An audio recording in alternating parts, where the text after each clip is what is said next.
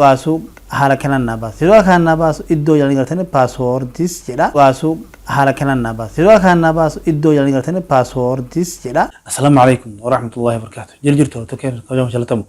Nigni kan jalaf kabaja iddoo sanjir sila qabu kan daajata tamsilto waan haaraa walitti jira telefoon osoo telefoon si yaalan bahin duratti waan jeeffachuu qabdu Gmail ni telefoonni kan kete fayyadamu jirtu kun lafoo isaa kan cabaa si yaalaan ni hatama elektirooniksii ila si yaalaa baduun danda'ama. Kanaafu telefoonni kee kuusaa icciitii keetii waan ta'eef maal jabeeffachuu qabda akkamiin jabeeffachuu qabda wanni jabeeffachuu qabdu Gmail kee kana jabeeffachuu qabda telefoonni kunis yoo bade waan keessa yala guutuutti akka argachuu dandeetteef Gmail jabeeffachuun sirriitti dirqama ta'a jechuudha. Kanaafu akkaan paaswoordii Gmail keetii beeku as taa'ee jechuudha hubachuu dandeetta. Telefoona kee paaswoordii moobaayila keetii log screen telefoona keetii yoo beeke paaswoordii kee hundaa argachuu danda'a jechuudha. Kanaafu ifeeggannoo cimaa gochuu qabdan jechuudha.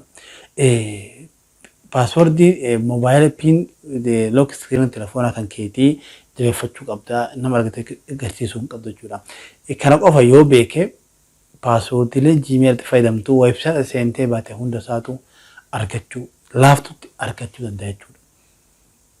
Kanaafu egaa Gmail kenna madda icciitii kenna akka ta'u taate jabeeffachuun nurratti dirqama ta'a jechuudha. Qophii kana waliin ilaallaa nafaan bu'a.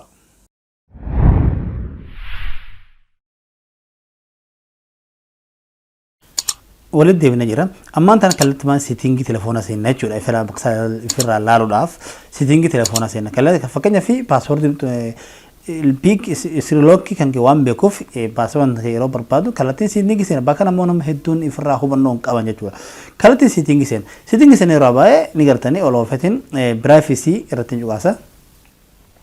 Privacy irratti cuqaasee yeroo baay'ee xiqqeessu qofa oloofee autofill service from Google bakka ni gartanii asirratti cuqaasa.